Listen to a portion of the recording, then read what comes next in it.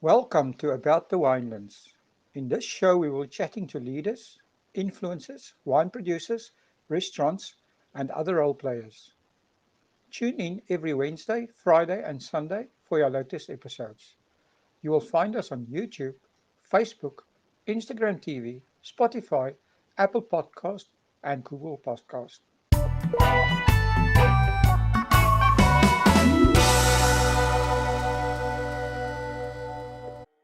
Hi everyone, and welcome back to About the Winelands. Today I'm talking to Rudolph Steenkamp from Haskell Vineyards. Hi Rudolph. Hi. How are things going there at Haskell Vineyards? It's going well, considering the situation. We have good weather. It's getting colder, which is great. You can already see the vineyards are going into their sleep. Currently busy in the vineyards, doing a bit of field work, getting some cover crop seeds in. And yeah, that's pretty much it. Not much going on in the cellar now, just waiting for everything to go through malolactic fermentation and getting the last bit of wine into barrel. And then we just wait and see what's going to happen. Fortunately, wine is used to waiting, right? So we just have to be patient. Yeah, that's true. Rudolph, tell us a bit about yourself and how you became involved in the wine industry. Yeah, so I grew up in a small town in the Garden Route. I went to an agricultural high school. That's probably where my love for the outside profession started. After high school, I didn't really know what I wanted to do. So I just went overseas and I started working on all kinds of farms. And then about year 3, year 4, I decided I needed to go study. And then I knew it was supposed to be something in agriculture. And then I just stumbled upon Elsenburg, and I saw that they have a winemaker's course, and I just thought that is perfect. And I enrolled, and I actually really enjoyed what I was learning and stuff. And yeah, that's pretty much how I got into the wine industry, is just by chance. Um, After studying, I did a few stints overseas, harvesting in Australia, harvesting in France, and quite a few harvesting in South Africa at a few wineries. Got lucky in 2014, got a job at Valmoed as assistant winemaker, and stayed there for a year. Um, and then applied for a job at Grootconstantia, and I got that, and I stayed there for 4 harvests. Wow. And yeah, and yeah, and then got this opportunity here in mid 2018 and took that on now. So yeah, here I am at Haskell. Oh, amazing. So talking about Haskell, Haskell has quite a bit of history as well. Can you share a bit of the Haskell history with our listeners? Yeah, so the owner Preston Haskell the fourth, he's from America, and he bought this farm in 2002. Total of 23 hectares. Um, this farm's name first was Dombeya, and that's because of all the wild pear trees that grow around the main house. Mhm. Um, yeah, and obviously they had a wool shed here, and they spun the wool here, and they had citrus. And then when Preston bought the farm, he pretty much ripped everything out, all the citrus, took the wool shed down, built a cellar, and started planting vines. And yeah, ever since, the farm has been quite renowned to produce top quality wines. Well, that's awesome. So, I mean, you guys have got a few things going on there at the farm. So, what can a guest experience when they're visiting the estate? It's right smack in the middle of all these big, very popular farms in the Helderberg. Um, what the guest can experience here is something very unique, very very special, I would say. It's we're not as busy as the rest of the tour. It's not as touristy. So when you get here, there's always space for you. You know, you don't feel like you're cramped in a place, and you can pretty much have a 360 view of the whole, um, falls by surroundings. We've got a restaurant and guest houses and all those things. Yeah, I see that you offer accommodation on the estate. How much guest space do you have? So accommodation wise, we've got two types of accommodation. They're both self-catering, fully equipped kitchen, free Wi-Fi and DSTV. Winter is excellent to be here. We've got amazing fireplaces inside, so you can be snug as a bug. And then obviously a lot of red wine will sort you out as well. Um, yeah, and look, it's right. It's very secluded. It's quiet here. There's a lot of wildlife here. Um, on average a day, I see at least 2 to 6 pairs of fishing eagles are Wow. soaring above the estate. So there's a lot of bird of prey here. A lot of buck in the wintertime when the grass starts to grow. And yeah, and the occasional leopard does come around, but they usually stay away. Oh, well. So, also your restaurant, Long Table, is quite well known. And can you tell us a bit more about what Long Table offers? Yeah, so long time has been here for a while now. In 2017, the farm took over and revamped it completely. It's a great place if you really like unpretentious, flavorsome food. Um, the chef now is Coronel Mini, and she's really talented. I mean, she makes probably some of the best pork bellies that I've ever tasted in a while. Awesome. And we took care and attention to detail. We we make sure that the foods pair well, or the wines pair well with the food, and vice versa. So they kind of, it's a bang for buck as well. If you really like proper food and you don't want to pay too much, then this is definitely a place to be. And absolutely breathtaking views, especially if you sit outside, under the beautiful indigenous trees that we have. It's something different that we offer that's not around here in the Helderberg. Yeah, I suppose it's also important, that you as winemaker and the chef, you're mentioning the wine pair and food pairings, work together as a team on that. Yeah, no, definitely. So when we do a new menu, which happens, I think, every quarterly session, summer menu, winter menus, and then also for special events like Valentine's Day and all those type of things, then we actually sit and then she says, well, she wants to do this and this, and then she prepares the meal, and then we actually try it with our whole range and see what works best with it.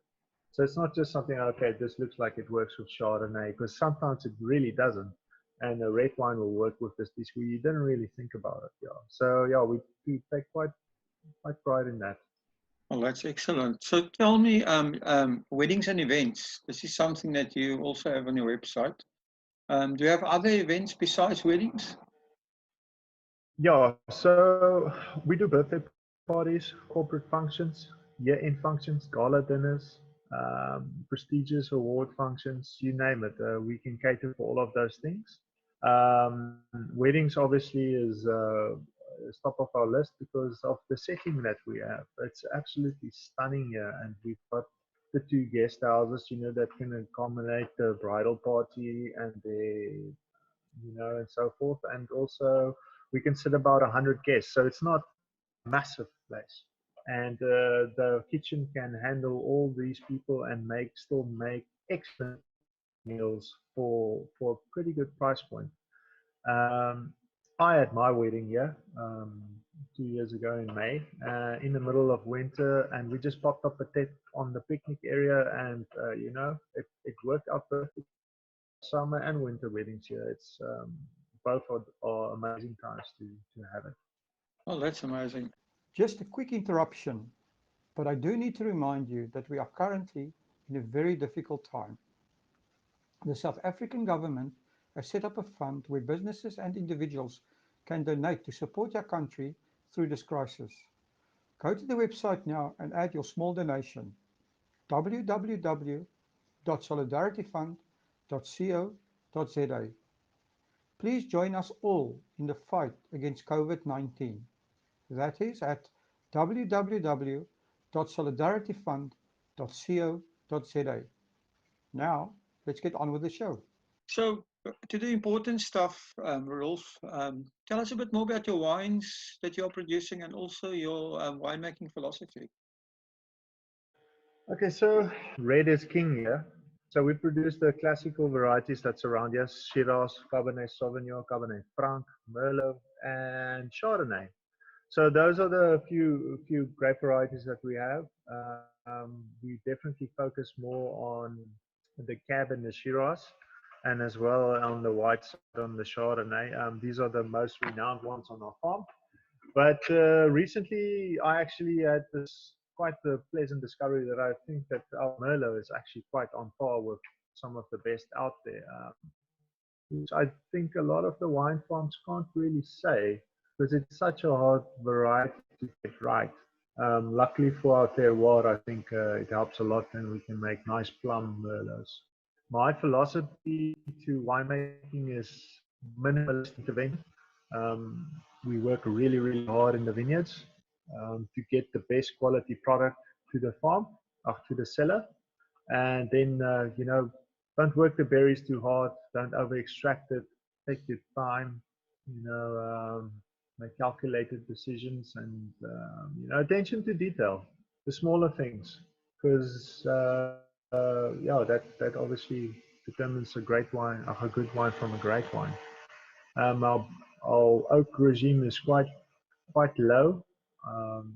I feel like the Helderberg in general, you don't really need to pound it in with oak because it's so powerful already. Filtration from the berries, that it messes with the terroir expression that you get here. Mhm.